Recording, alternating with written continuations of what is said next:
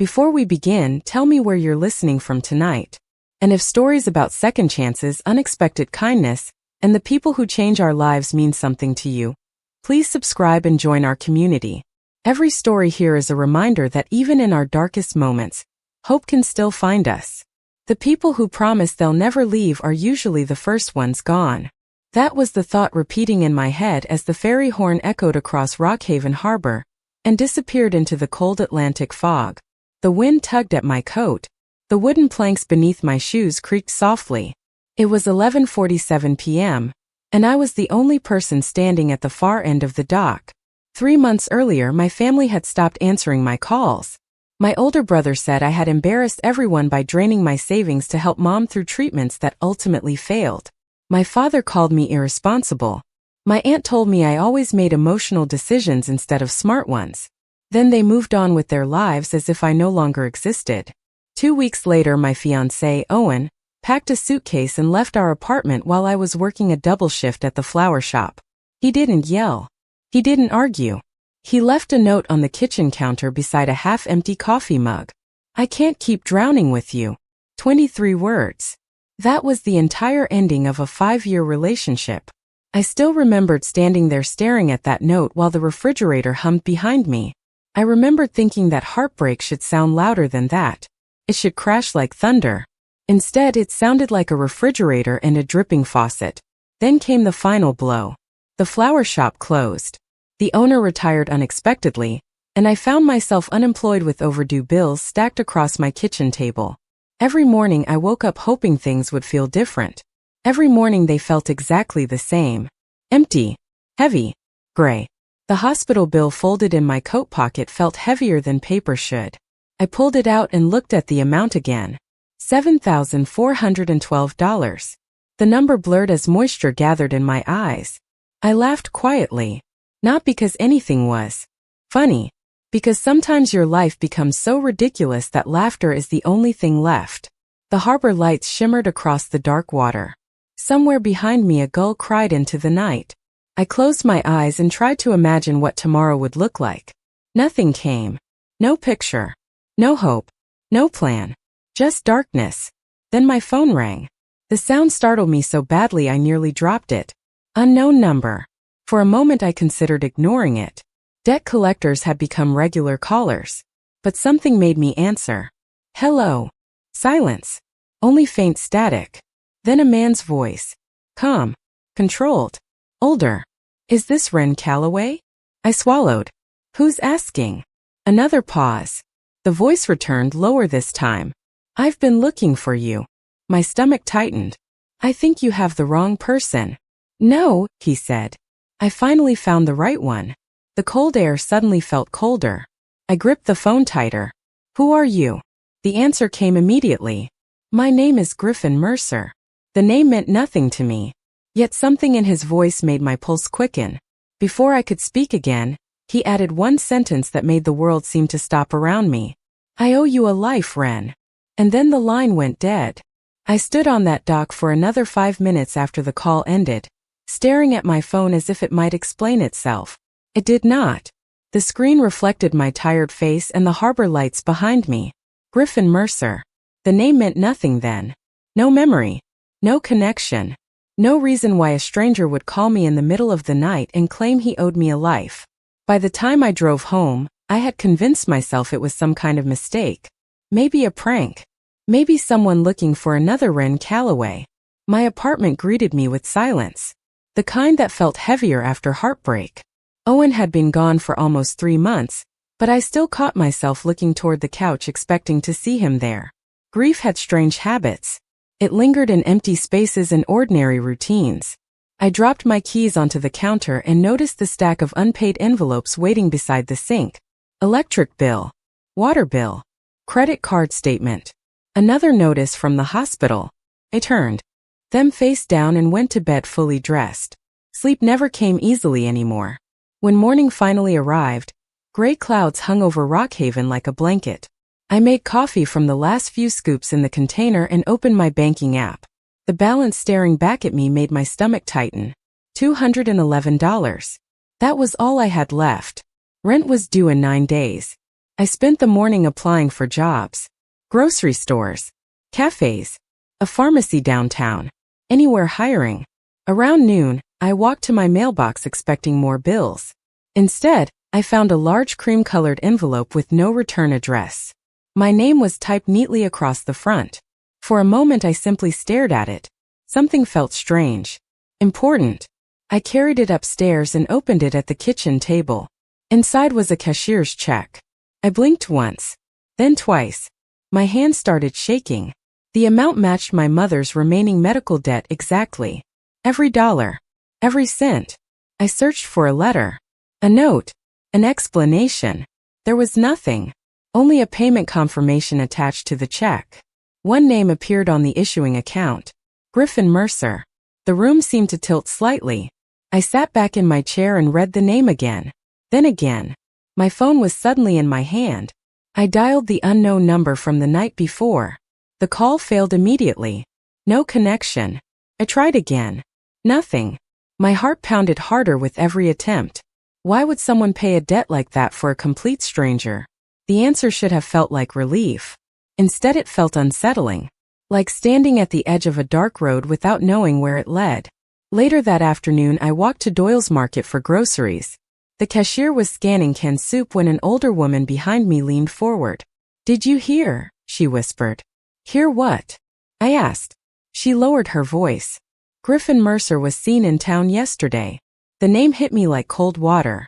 Who is Griffin Mercer? Her eyes widened. "You do not know?" I shook my head. She looked around before answering. "Let us just say people usually know when Griffin Mercer is looking for someone." Then she stopped speaking. And for the first time since that phone call, quiet fear began settling into my chest. I spent the rest of that evening trying to convince myself that people in small towns exaggerated everything. Rockhaven had barely 20,000 residents. News traveled faster than weather. Someone saw a luxury car at a gas station, and suddenly it became a conspiracy. Someone bought a building downtown and rumors spread for months. Maybe Griffin Mercer was just another wealthy businessman passing through. Maybe the woman at the market had watched too many crime dramas. That explanation lasted until the next morning. I was sitting at my kitchen table scrolling through job listings when there was a knock at the door. Not loud. Not urgent. Just 3 calm taps. I froze. Hardly anyone visited me anymore. My family had cut contact. Most of my friends had slowly drifted away after the breakup. I opened the door cautiously. No one stood outside. Only a small cardboard box resting on the welcome mat. I looked up and down the hallway. Empty. The box was surprisingly heavy. I carried it inside and opened it carefully. Inside were fresh groceries. Bread. Eggs. Milk. Soup. Coffee. The expensive kind I could never justify buying. Everything arranged neatly. At the bottom sat a folded note. My pulse quickened as I unfolded the paper. There were only 6 words written in clean black ink. "You should not skip breakfast, Ren. No signature. No explanation." I immediately checked the hallway security camera through the apartment portal. The footage showed a delivery driver leaving the package. No name. No identifying information. Nothing. Yet somehow I knew. Griffin Mercer. The thought should have made me angry. Instead it left me confused. Whoever this man was, he knew details about my life that no stranger should know. Around noon I walked downtown hoping fresh air would clear my head. The harbor was busy despite the cold weather. Fishing boats rocked gently against their slips. Tourists wandered through gift shops. Life continued as if my world had not turned upside down. I stopped at Harbor Bean Cafe and ordered the cheapest coffee on the menu. As I waited, I noticed 2 women at a nearby table whispering. One of them glanced toward me, then the other. They quickly looked away. My stomach tightened. By the time I reached the register, the barista was staring too. Not rudely. Curiously. Like she knew something I did not. The feeling followed me all afternoon. At the pharmacy. At the bookstore. Even at the post office. People kept looking. Not with fear. With interest. As if I had somehow become part of a story everyone else already understood. That night I finally did what I should have done days earlier. I searched Griffin Mercer online. Hundreds of articles appeared. Shipping companies. Real estate holdings. charitable foundations, business acquisitions across the East Coast. Every photograph showed the same man. Late 30s, dark hair, calm expression, eyes that looked unreadable even through a screen. But one article caught my attention more than the others. The headline read, "The most private man in American business." Clicked it. Halfway through the article my phone vibrated. Unknown number. My heart immediately started racing. I answered before fear could stop me. There was silence for a moment. Then the familiar voice returned. Calm. Controlled. Certain. "Did you receive the groceries?" he asked. And somehow that simple question frightened me more than anything else. I should have hung up. That would have been the normal response. A stranger had somehow paid my mother's medical debt, sent groceries to my apartment, and knew details about my life that I had never shared. Normal people would have been alarmed. Instead, I found myself gripping the phone tighter. "How did you get this number?" I asked. The question sounded weaker than I intended. Griffin Mercer was quiet for a moment. I could hear the faint sound of wind on his end of the line. "That is the question you want answered first?" he asked. "It is the only question that makes sense right now." A soft breath. Almost amusement. "Fair enough." I waited. He did not answer. "You are avoiding it." "Yes," he said calmly. "I am." I blinked. Nobody admitted that. Most people lied. Most people invented excuses. Griffin Mercer simply acknowledged it and moved on. "You should have breakfast tomorrow morning," he said. "The diner on Harbor Street opens at 6. I frowned. "What does that have to do with anything?" "You skip dinner tonight." My stomach dropped. I looked around my apartment instinctively even though I knew nobody could see inside. "How do you know that?" Silence. Not the awkward kind. The deliberate kind. The kind that felt like a wall. "You should eat, Ren." His voice softened slightly. "You have lost enough weight already." The words hit harder than they should have. For months nobody had noticed whether I ate. Nobody had noticed much of anything. Not my family. Not Owen. Not the friends who stopped calling. Yet somehow this stranger had. Anger rose quickly after the shock. "You do not get to monitor my life." The sentence came out sharper than I expected. "You are right." That answer surprised me again. "Then stop acting like you know me." Another pause followed. Longer this time. When he finally spoke, his voice carried something different. Not authority. Not confidence. Regret. "That is exactly the problem." I sat up straighter. "What does that mean?" More silence. I was beginning to hate his silences. They always felt like they contained answers. "It means I should have known you a long time ago." The room suddenly felt smaller. "Why?" I whispered. "Because someone asked me to." My pulse quickened. "Who?" No answer. "Griffin." The name felt strange on my tongue. Familiar despite never having spoken it before. "Who asked you?" I heard a faint creak, as if he had shifted position. Then he said something that made every nerve in my body tense. "A girl." My throat tightened. "What girl?" For the first time his voice sounded tired. Deeply tired. The kind of exhaustion that came from carrying something for years. "A girl I failed."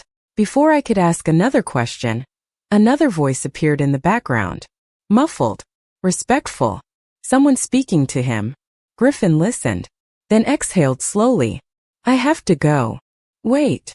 The word escaped before I could stop it. Silence returned. "What?" he asked quietly.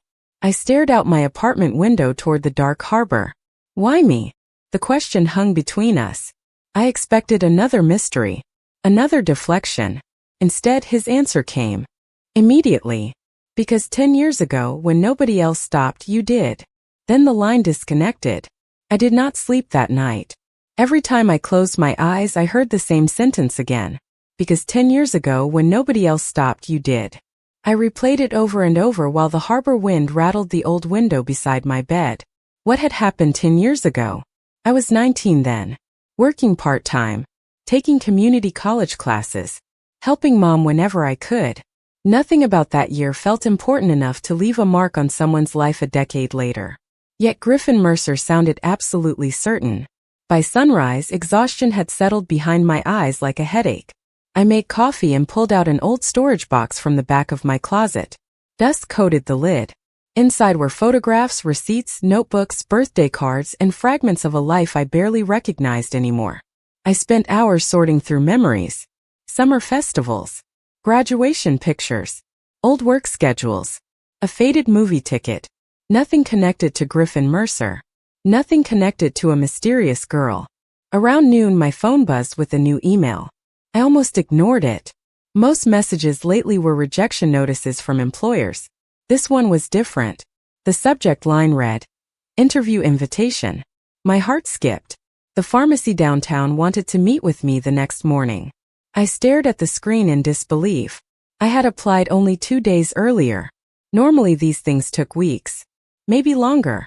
For the first time in months, a tiny spark of hope appeared. Then another message arrived. This time as a text. Unknown number. Good luck tomorrow. I froze. The coffee mug nearly slipped from my hand. No signature was necessary. Griffin. Somehow he knew about the interview before I had even opened the email. Instead of fear, frustration finally won. I typed back immediately.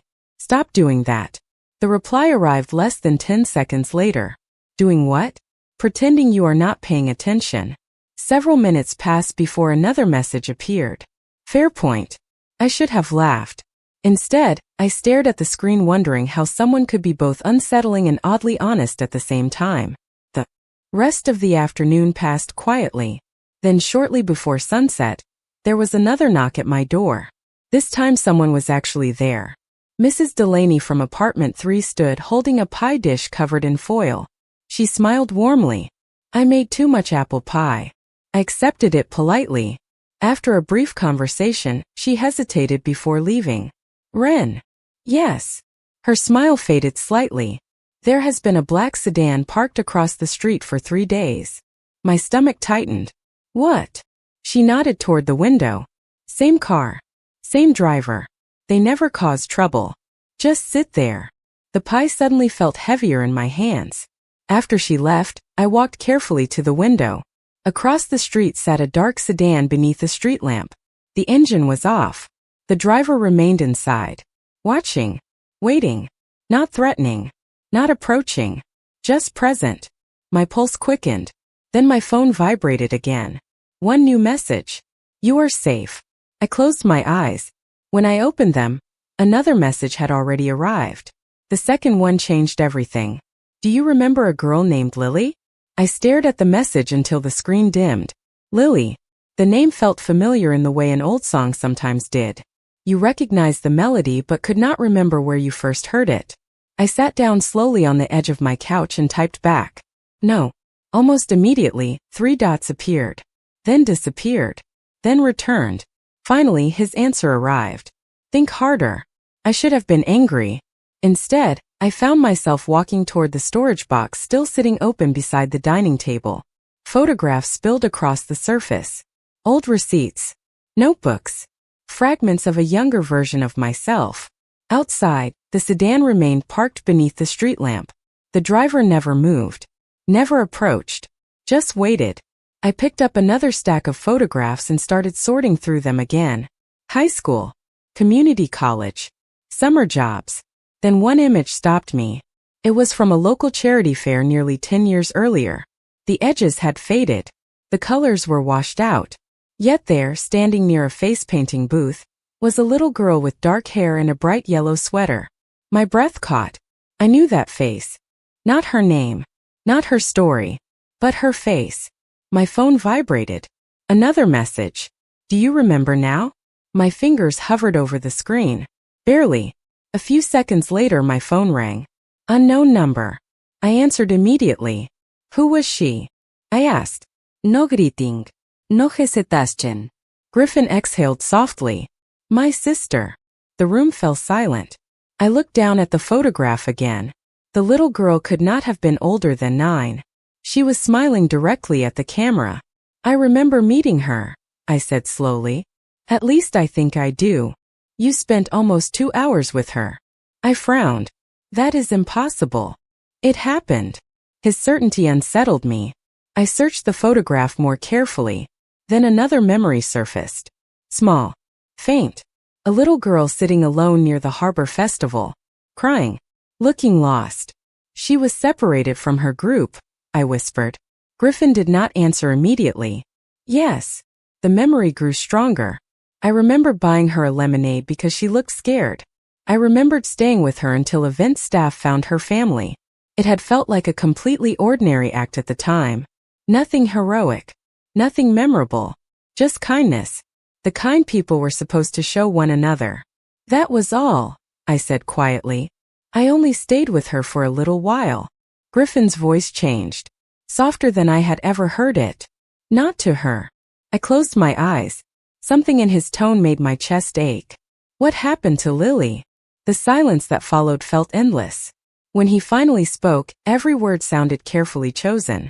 She never forgot you. My throat tightened. Griffin. Another pause. Then came the sentence that changed everything. The last letter she ever wrote had your name in it. I stopped breathing for a moment. Outside, the harbor wind rattled the windows. Across the street, the sedan remained motionless beneath the street lamp. And suddenly I realized this was never about a debt. It was never about money. It was never about charity. Somehow 10 years ago, I had become part of a story that had followed Griffin Mercer for an entire decade. And for the first time, I understood that he had not been searching for me because he owed me something. He had been searching because Lily asked him to. I sat in silence long after the call ended. The photograph remained in my hands while the harbor lights flickered beyond the window. Lily. A little girl I had spent 2 hours with 10 years ago. A little girl who somehow remembered me long enough to write my name in a letter. Did not make sense. People forgot each other every day. Entire relationships faded. Friendships disappeared. Yet this child had remembered a stranger. The next morning, I barely made it through my pharmacy interview. My answers felt automatic. My thoughts kept drifting back to Griffin's voice. To Lily. To a letter I had never seen. The manager shook my hand at the end and told me they would call within a few days. Normally, I would have been nervous. Instead, I walked out feeling distracted and strangely unsettled. The sky hung low over Rockhaven. Gray clouds stretched across the harbor like folded blankets. As I crossed Main Street, I noticed something that made me stop. The sedan was still there. Parked half a block away. Different location. Same car. Same driver. Watching. Not threatening. Not hiding either. Just present. I should have been frightened. Instead, I felt a strange mixture of annoyance and curiosity. By the time I reached my apartment, my phone vibrated. One new message. How was the interview? I laughed despite myself. It was the first genuine laugh I had managed in months. You really need a hobby, I typed back. Several seconds later, his reply appeared. I had one. It involved finding you. I stared at the screen. Something tightened in my chest. Not romance. Not attraction. Something sadder. Lonelier. Whoever Griffin Mercer was, this search clearly meant more to him than I understood. That evening, another package arrived. This time it was not groceries. Inside was an old hardcover book. The Secret Garden. I opened the cover. A note rested inside. Lily's favorite. My fingers traced the handwriting. Simple. Neat. Controlled. I sat on the couch and opened the first page. A photograph slipped free and landed in my lap. My breath caught instantly. It showed Lily sitting on a park bench holding a lemonade. Beside her sat a younger version of me. I barely recognized myself. 19 years old. Sunburned. Smiling. Completely unaware that someone had taken the picture. My eyes burned unexpectedly. I could not remember the moment itself. Yet the image felt real in a way memories rarely did. My phone rang. Unknown number. I answered immediately. You sent the photograph. Yes.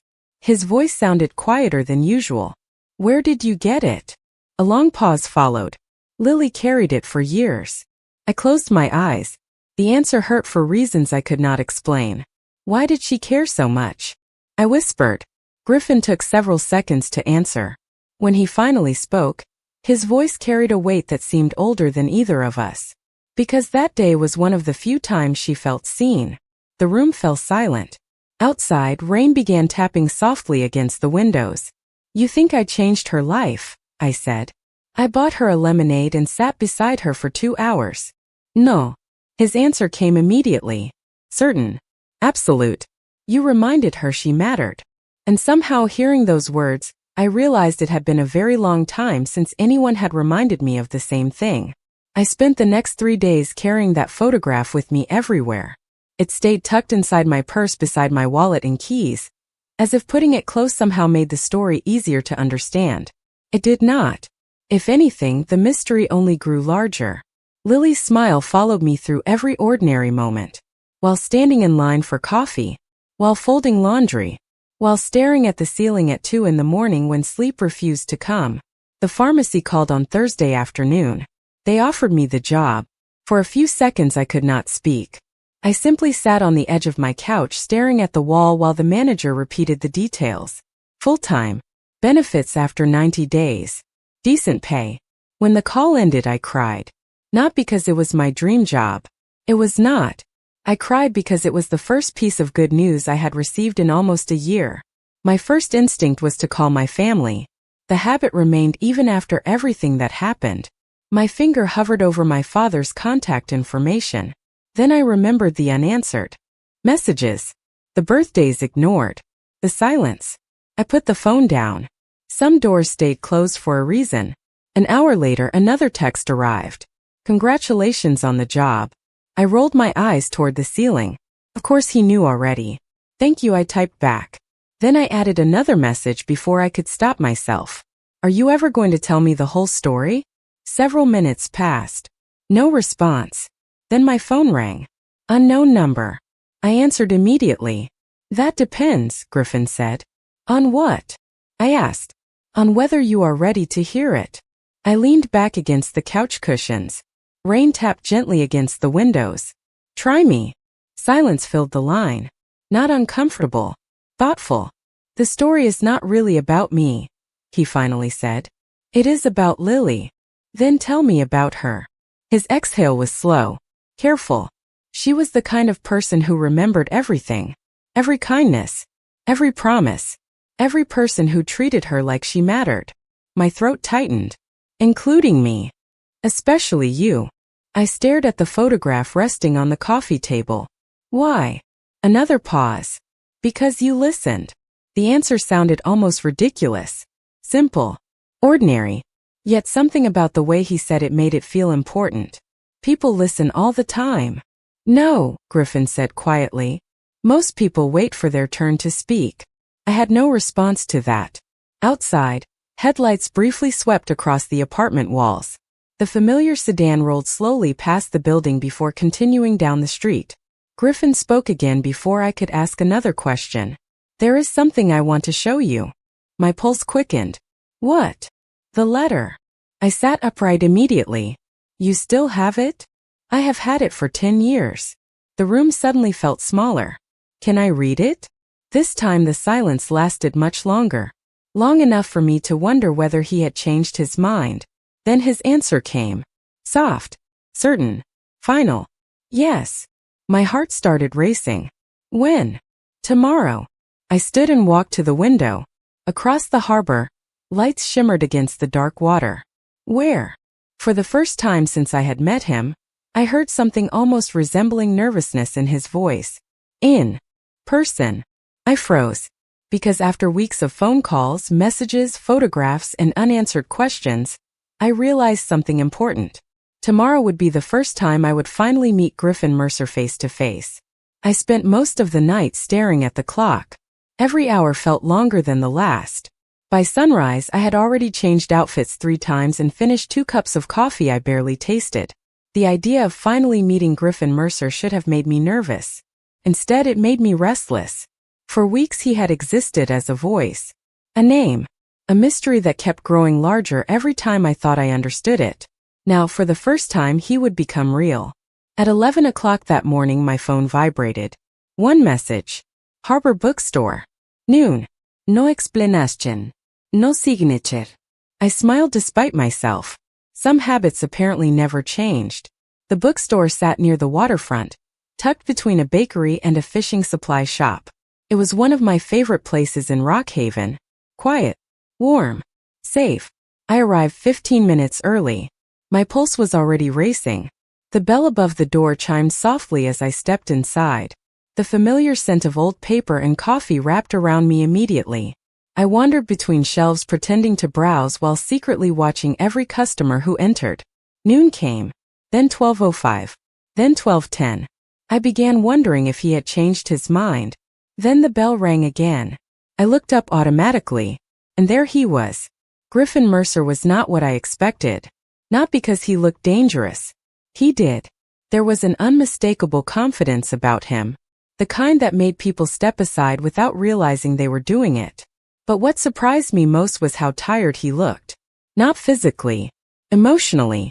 As if he had been carrying something heavy for a very long time. His dark coat was simple. His expression calm. Yet his eyes immediately found mine across the room. For a moment neither of us moved. The entire bookstore seemed to fade into the background. Then he walked toward me. Slowly. Carefully. Like someone approaching a memory rather than a person. When he finally stopped a few feet away, I realized he looked exactly like every photograph I had seen online. And completely different at the same time. Real people always did. "Ren," he said quietly. Hearing my name in person felt strangely different. I swallowed. "Griffin." Neither of us seemed to know what came next. The awkwardness almost made me laugh. After all the mystery, all the phone calls, all the questions, we suddenly looked like two ordinary strangers standing in a bookstore. Then he reached into his coat pocket. My heart immediately accelerated. Carefully, he removed a weathered white envelope. The edges were worn. The paper slightly faded. He held it with remarkable care. As though it was something fragile. Something irreplaceable. "This is it," he said. I stared at the envelope. "Lily's letter?" He nodded once.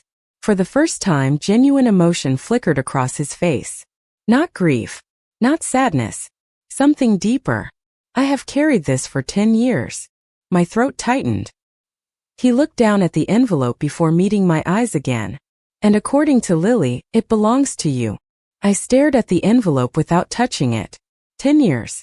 Griffin had carried it for 10 years. The realization settled heavily in my chest.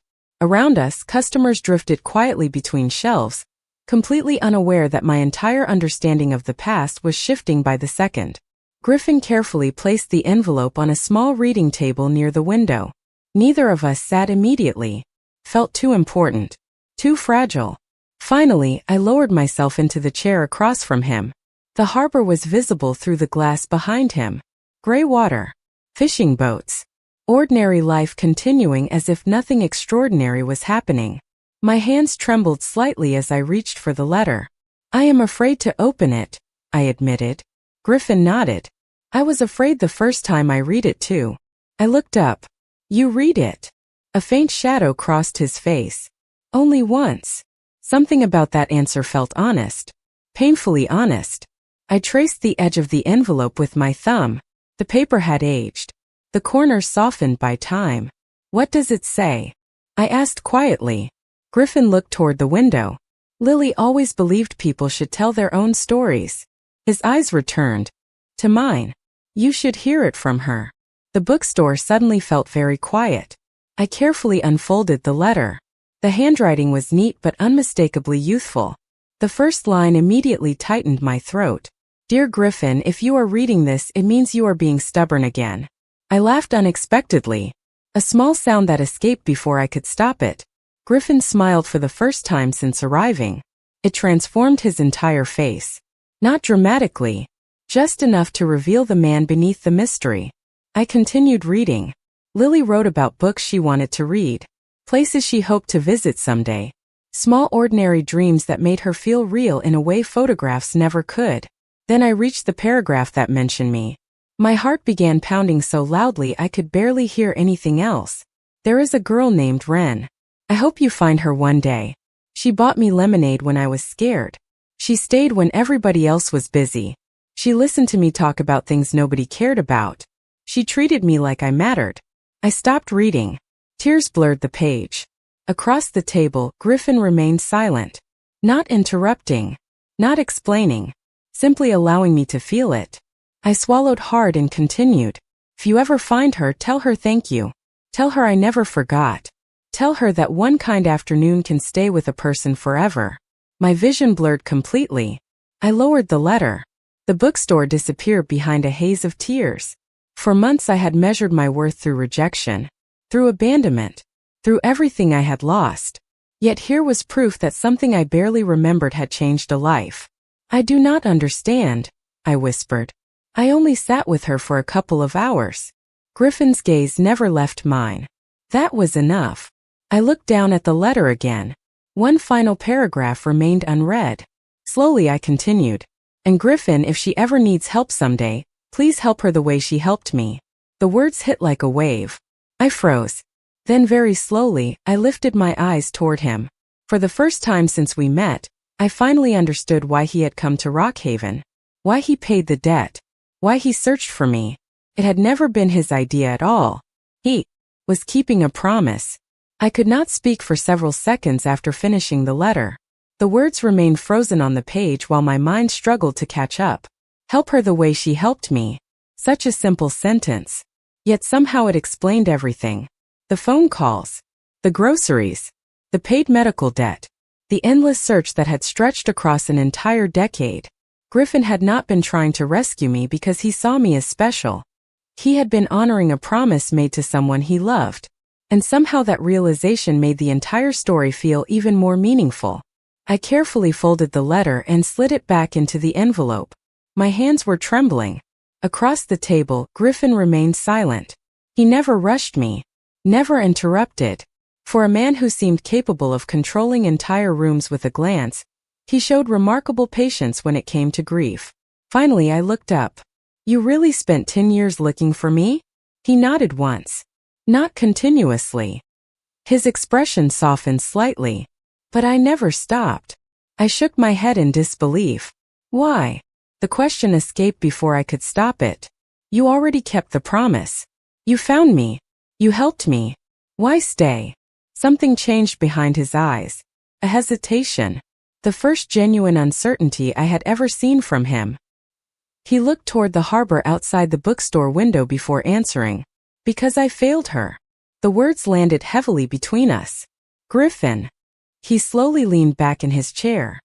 Lily believed the best things about people. His voice was quieter now. More personal. She trusted easily. Forgave quickly. Saw good where others missed it. His gaze lowered briefly toward the envelope. I spent years trying to understand how she did that. I listened without speaking. Then I found her letter. He gave a small humorless smile. And I realized she already explained it. My throat tightened. She learned it from people like me? His eyes met mine. She learned it from people who chose kindness when they did not have to. The bookstore faded around us again. Customers moved quietly between shelves.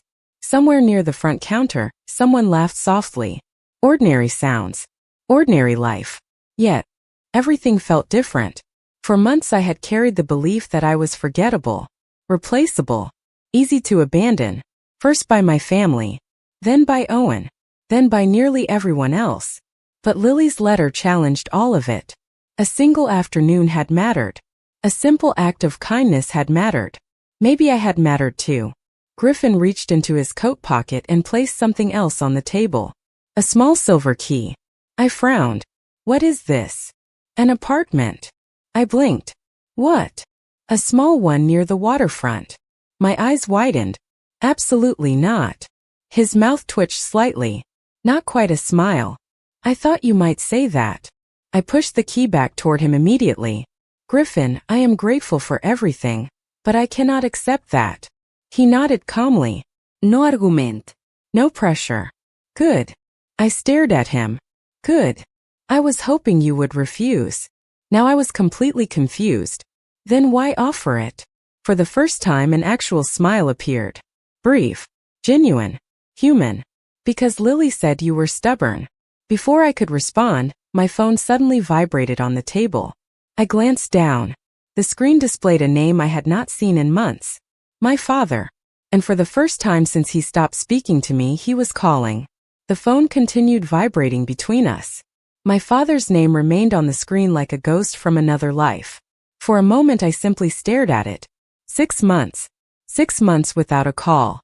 6 months without a message. 6 months of silence after he decided I was no longer worth the effort. My chest tightened. Across the table, Griffin said nothing.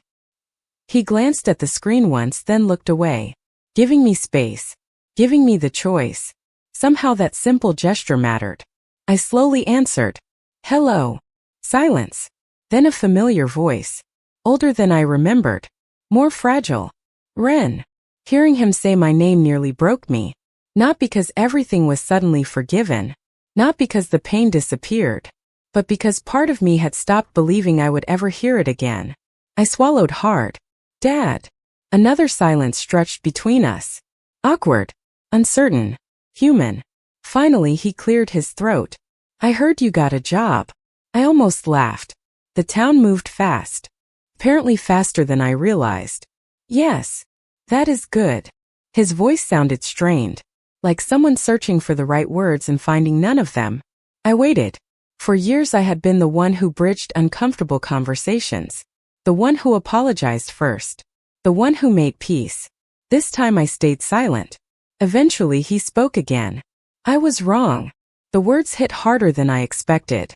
I closed my eyes briefly. Griffin remained motionless across from me, watching the harbor through the bookstore window, pretending not to listen. "About what?" I asked quietly. My father exhaled. "About a lot of things." Another pause followed. Then came the sentence I never expected to hear. "You were taking care of people when the rest of us were thinking about ourselves." My throat tightened instantly. For months I had replayed every argument, every accusation, every cruel conversation. Yet hearing this did not feel like victory. Felt like grief. Grief for the relationship we should have had all along. "Dad, I know I cannot fix it with one phone call."